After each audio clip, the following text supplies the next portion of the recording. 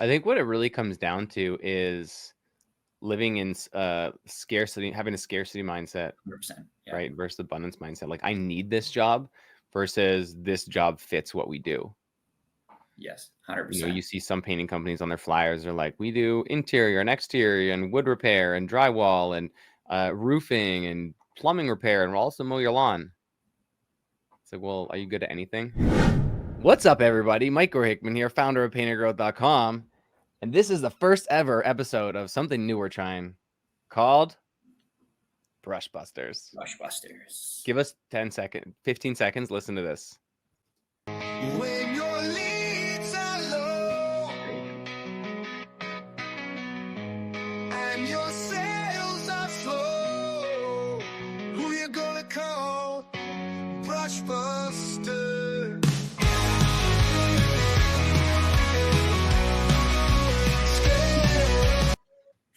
All right, Brush Busters. We had a little recording session earlier in the day, and we just whipped that up.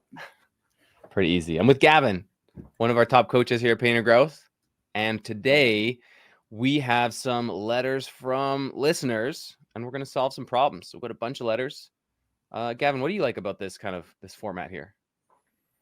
I like it because it's solving like actual problems and things that pop up in everybody else's businesses. Like if you have a problem and you're dealing with a situation, chances are people running the same, like painting businesses or really any businesses, have that same problem, or they will come across that problem at some point. So it's nice to know how to deal with it and get ahead of it and learn from other people's challenges. That's what I like. Yeah, I mean, the thing about entrepreneurship is it's so lonely, right? You're working by yourself every day, no one to talk to, there's these Facebook groups out there that you can like post in, but you just get like shit on from so many people. Yeah, it sucks sometimes, right? And it's nice to like, I've had my highest highs being an entrepreneur. I've had my lowest lows being an entrepreneur. And it's nice to know sometimes when, things do suck and things are shitty, that someone else is having a worse day than you. As bad as that sounds, right? Like it could be worse and you could be dealing with much worse problems. And a lot of these things, once you know how to deal with it and prevent it from happening again, it becomes a much simpler thing to deal with. I remember at our mastermind just a couple of months ago in April, we had a mastermind in Minneapolis, and we had about 30 painting contractors all join together from all over North America. We had our team there, and one of the guys came in who was like doing a pretty good business. Like he was like, I think he was doing $800K a year, and he came in and looked around the room, and he kind of explained his story when he was there. He's like, he felt that all of these people, everyone here has it figured out. Everyone here knows what they're doing. Everyone here doesn't have any problems in their business. And throughout the mastermind, throughout like the next couple of days, as we're like opening up and everyone's being vulnerable, he shared his realization at the end. He's like, wow, nobody has it figured out. Nobody's got anything figured out. And yeah, that's the funny thing. It's like when you're a kid, you just assume all the adults have everything figured out. And then, you're an adult or you're a parent yourself and you realize like, I have nothing figured out. It's the same thing for business owners. It's just a matter of being able to figure it out as you go. Yeah, one thing I think I was talking to Brandon Vaughn the other day. I think it was with him. But you have to as you kind of grow your company, you like if you've never ran $1 million business before or $1 million business before and you get your company to $1 million, you're now faced with the task of running a company that's bigger than anything you've ever ran before. And you're unqualified because you've never done it. But that's just part of entrepreneurship is like build something that you're unqualified to run and just like keep up leveling yourself until like you can't up level yourself anymore. But I think most people, if you put in the dedicated effort, it becomes like you'll surprise yourself at what you're capable of if you truly want to learn. Absolutely. Yeah. And just being in a constant state of slightly uncomfortable, I don't know what's going on, that means you're growing and you're pushing yourself. If you feel like you know what you're doing all the time, you're not pushing yourself at all. So that's a good feeling. Mm-hmm. I mean, one of the ways that I kind of think about that is like in baseball, if you want to hit a home run, you need to swing as hard as you can. Sometimes you're going to miss that swing, and if you're not very good, you're going to miss that swing and then land on your butt. right? But every now and then, like, you're going to take a swing and you're going to hit a home run, right? And you don't have to hit, like, if you think about how many pitches a batter will take, like, you don't have to hit a home run on every swing. You just have to hit like one home run a game. Once in a while. Yeah. Not even that. Yeah. Yeah. And you learn from the ones that you don't actually hit the ball. You're still learning from it, so you're more likely to get that home run later on. Yeah. Cool. So let's jump into a letter. So I'll let you choose the first one. So we got either dealing with a difficult client or battling unrealistic client expectations. Which one should we start with, Gavin? Oh, I like dealing with a difficult client. Okay, let me read it and then we'll discuss it. Sounds So this is good. Ben from Cleveland. Hey, coach of the Painter Growth. Hope you're doing well. Today, I had a meeting with a potential client that felt like I was auditioning for a reality show about extreme client demands. This client has a serious case of OCD and seems to have mapped out the trajectory of every paintbrush stroke and furniture moved down to the millimeter. They made it clear that moving their prized possessions is non-negotiable, and they expect the entire team to be present like it's a royal procession, regardless of actual work efficiency. It's like trying to paint a masterpiece while walking on eggshells. I'm torn on whether to proceed or to gracefully decline. Have you encountered clients with such exacting standards before? How do you balance meeting their needs without compromising the efficiency of your team? Appreciate your insights and wisdom on navigating these challenging client dynamics. Fun. That's a fun one for sure. What goes through your mind initially when you like hear that story? I have a very specific client that I will never forget, and a job that I ended up losing a bunch of money on because this was early on in my career, and now I know the red flags that I just brushed past and completely ignored at the time because it was a big job. It was like a $12K full exterior heritage house, high profile, would have been awesome. And in hindsight, yeah, should have paid attention to those red flags and never even got into it to begin with, because that's actually the job I lost all my hair. I had hair before that job, and then now it's gone. So lesson learned. Yeah. What I find is a little unusual is that typically what I find at least is clients don't usually show like that level of precision to detail until after you've already started. Yeah. And even more than that, typically not until you've already screwed up once and now they're looking for mistakes. Yeah. And that's when things really start to get hairy, at least in my experience. Like, you spill a few drops of paint on the carpet and the client notices, and all of a sudden, like every morning they're going through their home with a flashlight. Yeah. Yeah. I've literally had someone go around their house with a magnifying glass once. It was brutal. So. Yeah, I've not the magnifying glass, but I did have a guy. We did an exterior, and a guy a client climbed up on a ladder to inspect his soffits and fascia. Oh yeah, with a flashlight, like from 6 inches away. I'm like, dude, this is your soffit. Yeah, like you're not going to be looking at this no ever again. like maybe from like 20 feet away. But I would gracefully decline that job and run like hell. Yep. Knowing what I know now. I mean, there's so many jobs out there, right? It's not worth taking an L right at the, like, there's actually, that reminds me of this one project. We were just ramping up for, I think, our 3rd year of summer painting, and I had my production manager going, and there's this one job that we were going to be doing. It was the interior of a physical therapy clinic, and they had like 10 treatment rooms and the hallways and the bathrooms. And I was like, hey, this is a pretty good job, right? All one floor, like all 10-foot ceilings, like we'd bang it out, rubber baseboards, so we don't have to paint that. But they only wanted one coat, and they wanted it to be the same color. And they're really insistent on it being one coat. And I'm telling my production manager, Ryan, and I'm like, hey, Ryan, like, we can do this. We can do one coat. I'm just like looking at the dollar sign. It's like $20K for like this one coat job. Like, you get lured in, right? Yeah. I'm like, we can do it. And Ryan's like, he like pushed hard. He's like, it's the start of the season. We're ramping up. We're running 5 crews, and you want to put 2 crews on this for a week and like one coat? Like, no, we can't do that.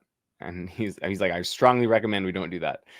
And so, yeah, we ended up just like turning that one away. We're like, we'll do 2 coats, but we won't do one, because like it's not worth the hassle. So we lost that job, but summer production rolled, and we got another job and another job and another job.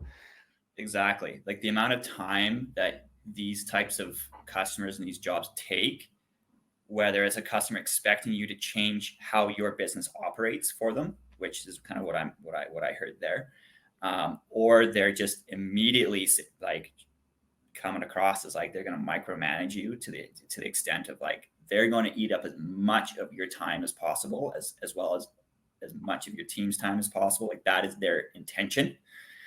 They might not be saying it, but like it is pretty clear that that is their intention. Like the amount of time that you can, like if you don't take that job, you can use that time to go and book several other jobs that are just easy to produce. They're, you know, in your lane. They're just going to be smoother, less headaches, more profitable probably, and less stress.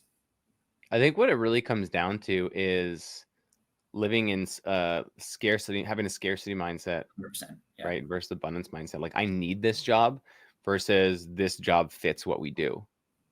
Yes, 100%. You know, you see some painting companies on their flyers are like, we do interior and exterior and wood repair and drywall and roofing and plumbing repair, and we'll also mow your lawn.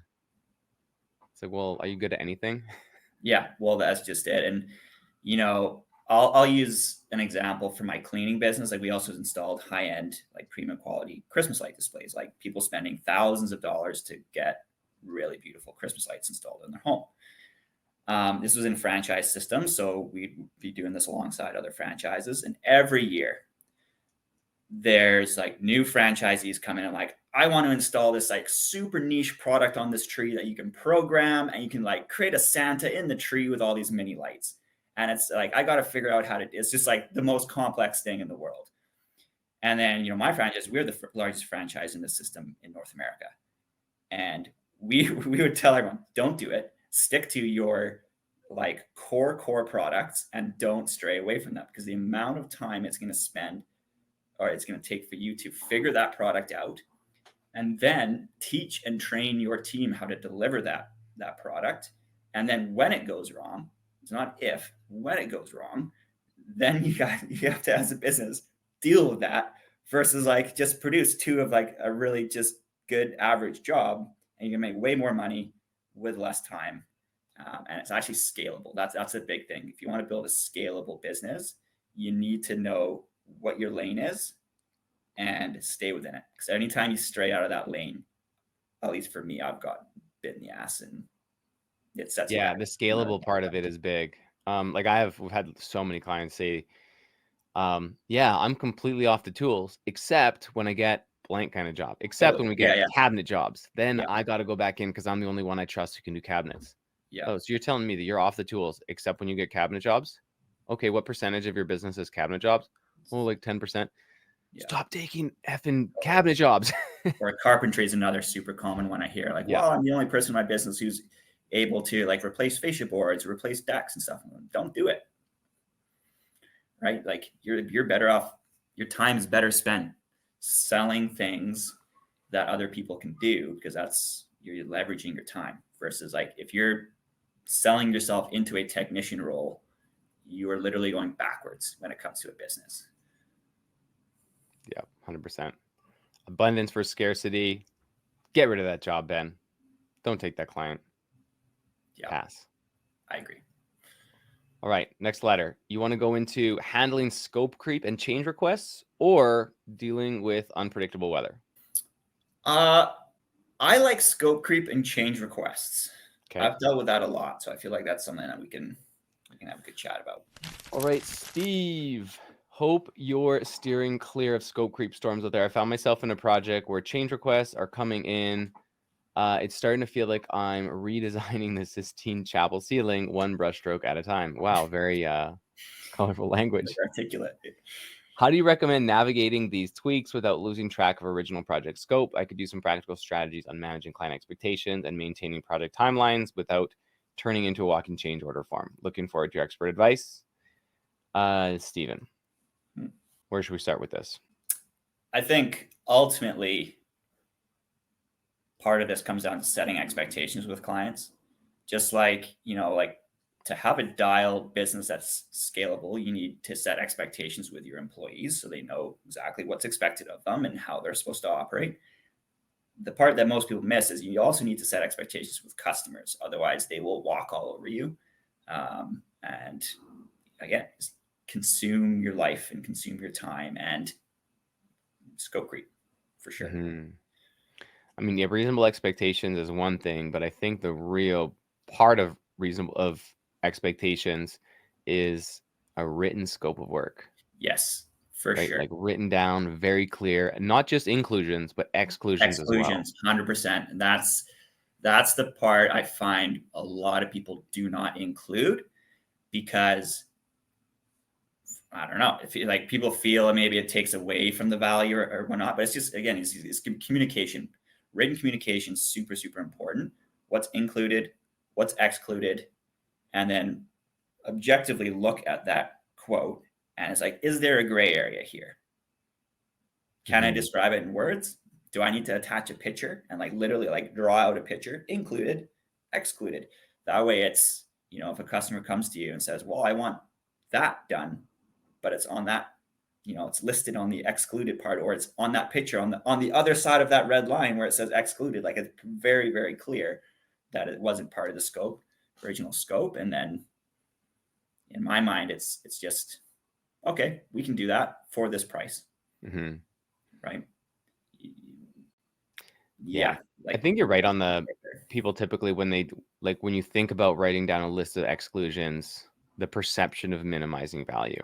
And we don't want to do that. Like as like when you're in a sales role and you're selling a paint job to a homeowner, like yeah, almost like the last thing that you want to tell them, oh, we're gonna do this and this and this and this and this and this.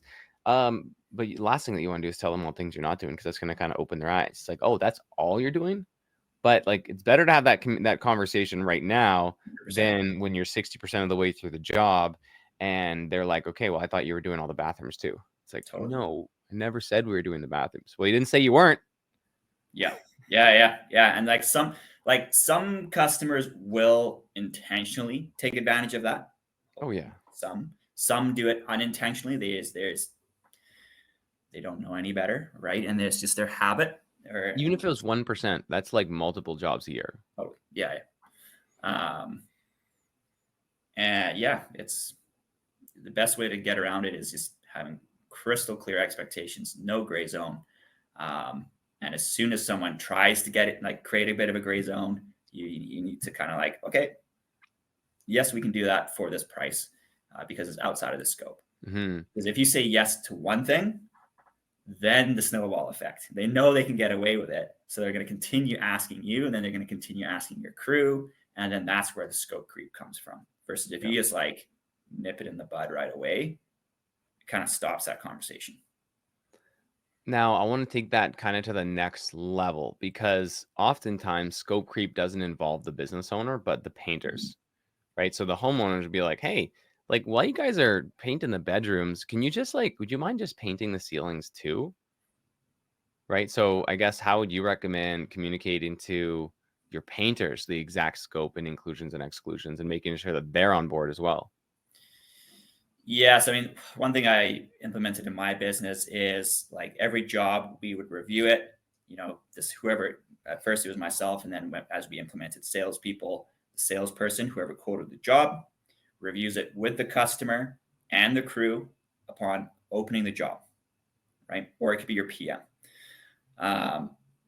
Everyone's aligned, gone over the actual, and like this is the same copy of the proposal, right? It's a copy that the customer has signed or digitally agreed to.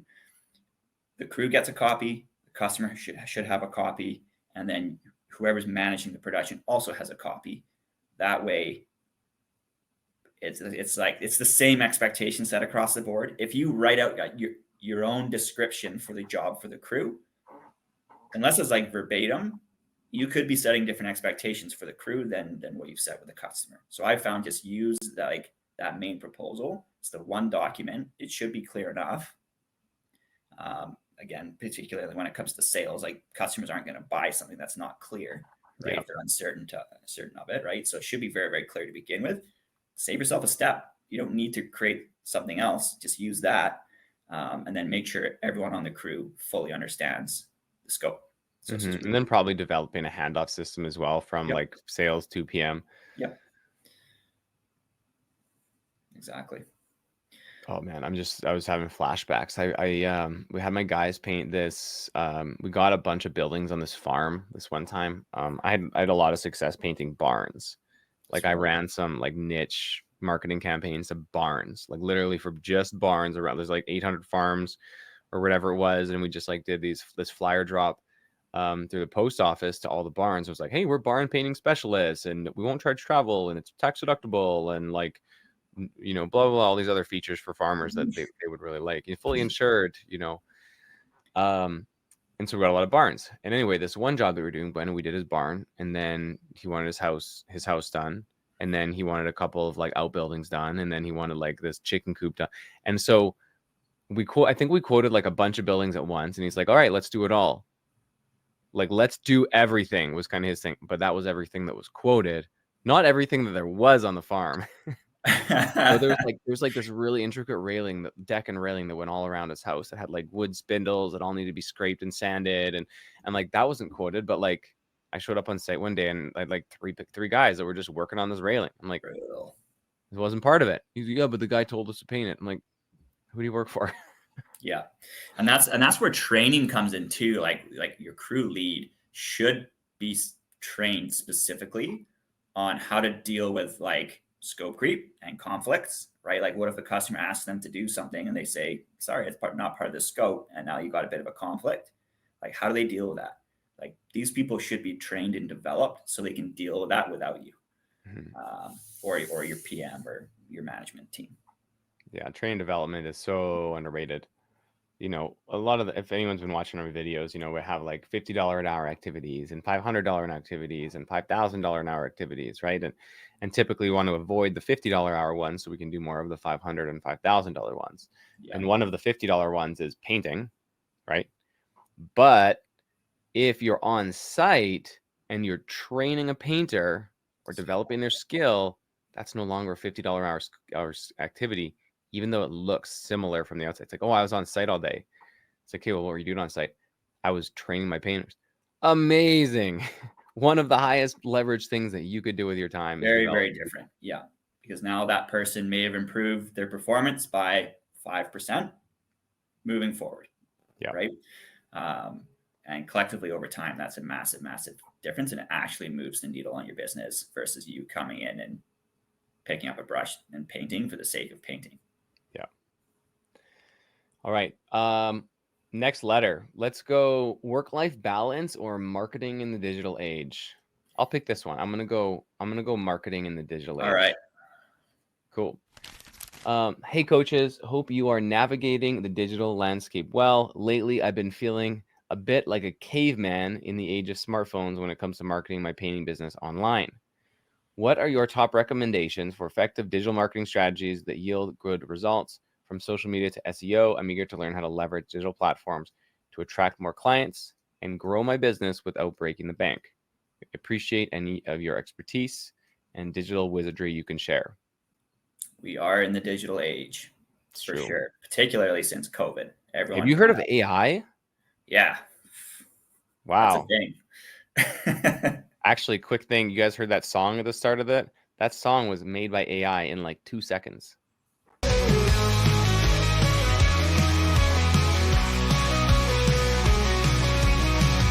Scaling up the game.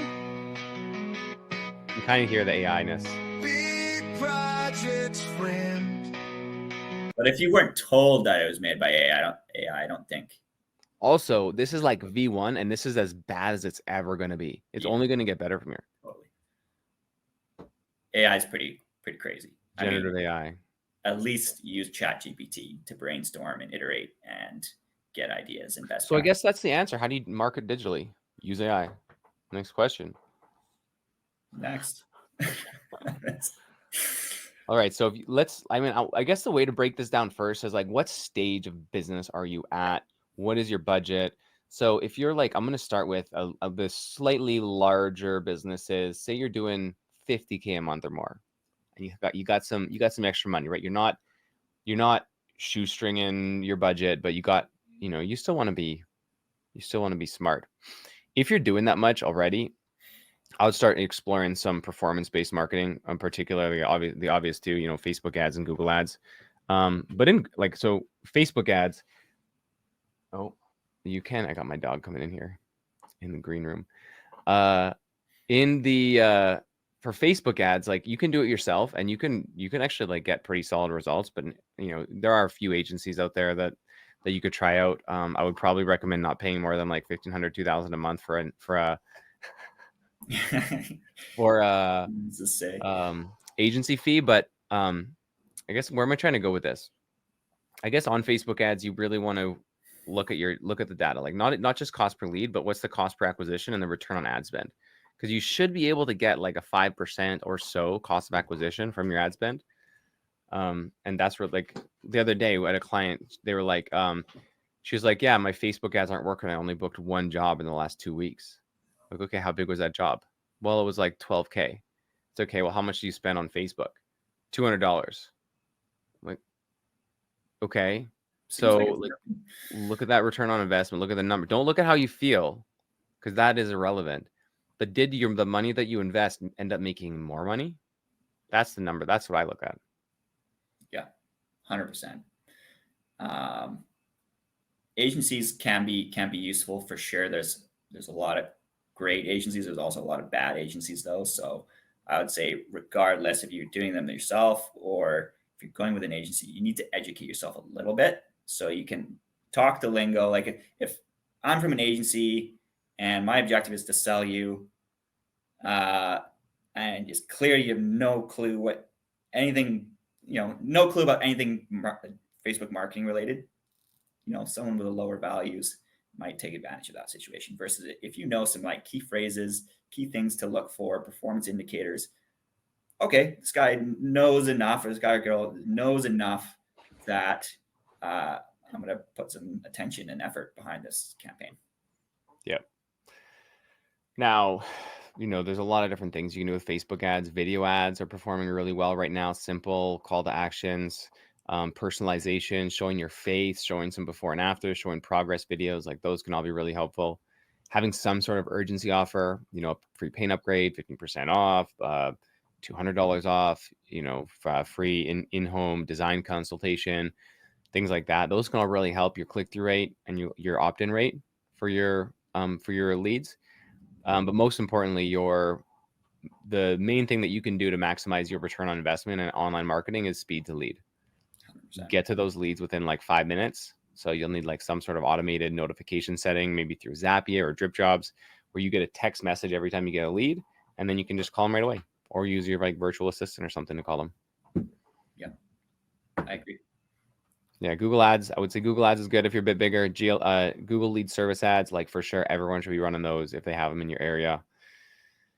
And those would kind of be the three paid ones that I would recommend. I wouldn't do lead services. I wouldn't do Angie's. I wouldn't do Home Advisor or Yelp or anything like that.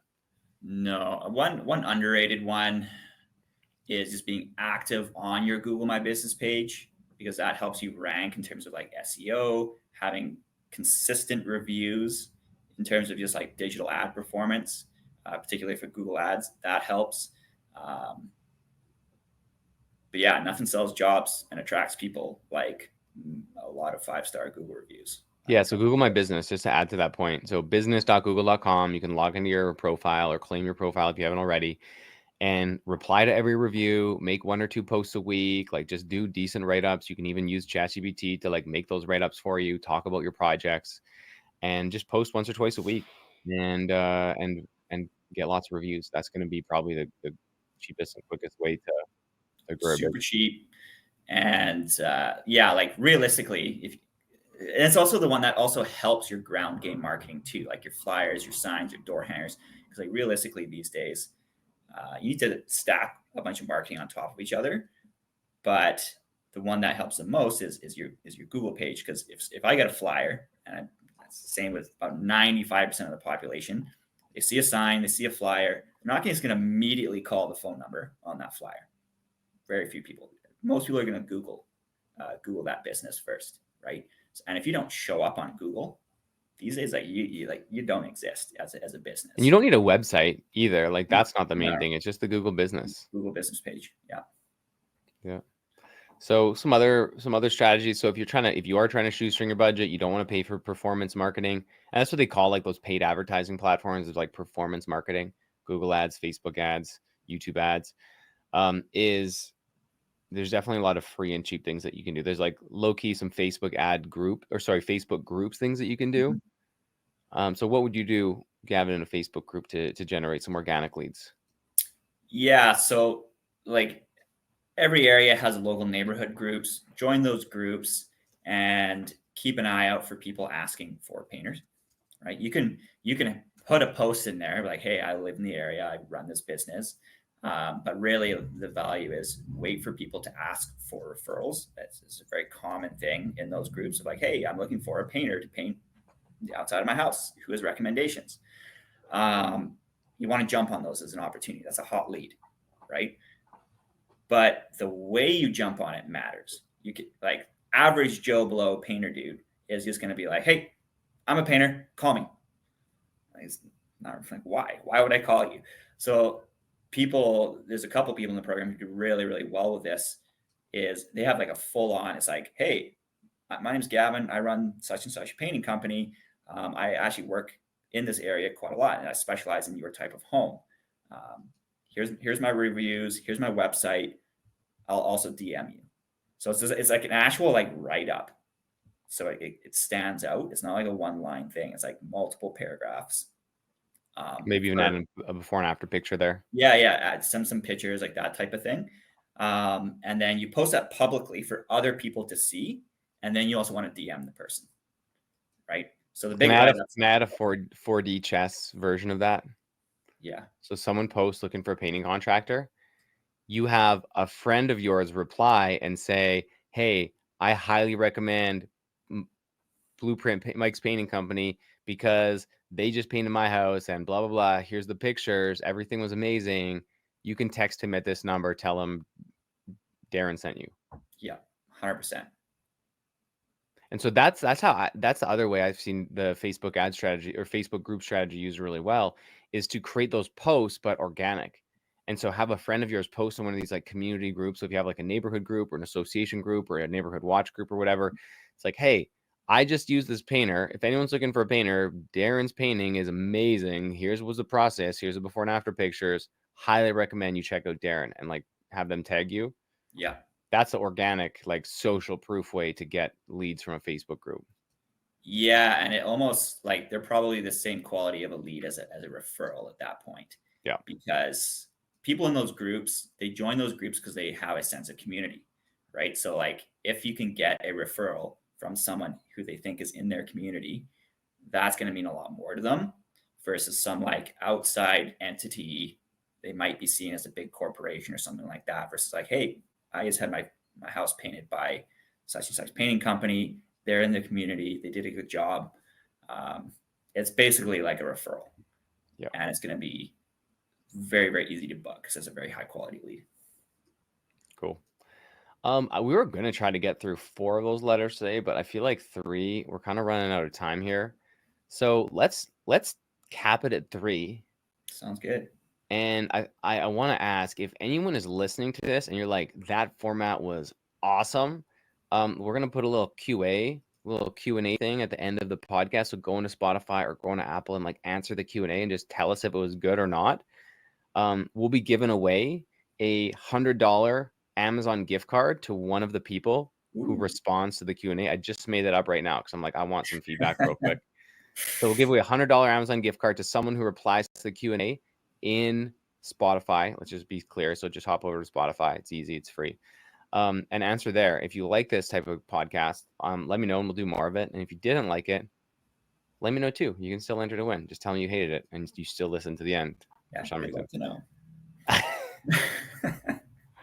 Awesome.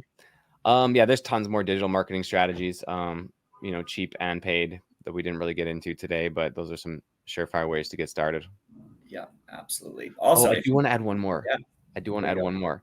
Instagram profiles are becoming way, way more important. So I wouldn't really worry about your Facebook page profile as much, but Instagram profile, have a clear name, have a really solid description with some bullet points, have it nice and clean, have some highlights So like a highlight with interior videos, highlight with exterior videos, highlight with team, highlight with, before and afters or something like that.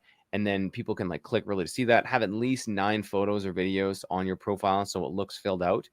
And just post frequently. Post about your process. Doesn't have to be like professional, like super like great slow motion videos, but just post a video walking through a job site, talking about how the job is going, how you have things set up. Like the best way to make people want to do business with you is to remove as much uncertainty as they can and see how you do business.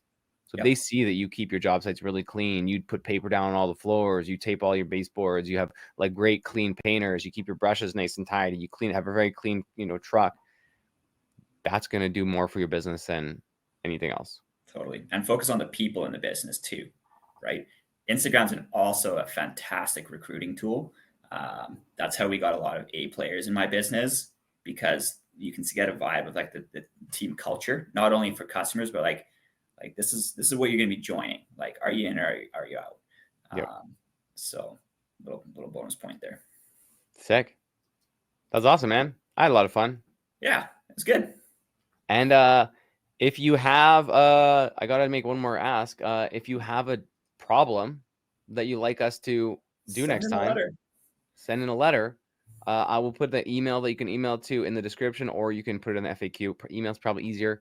So put that under. Claudia, put that under there. You know how to do it. I don't know how to do any of that stuff, but my great team does. The team knows. The team knows. Cool. Thanks very much for listening to the Brush Busters, episode 1. When your leads are low and your sales are slow, who you gonna call? Brush Buster.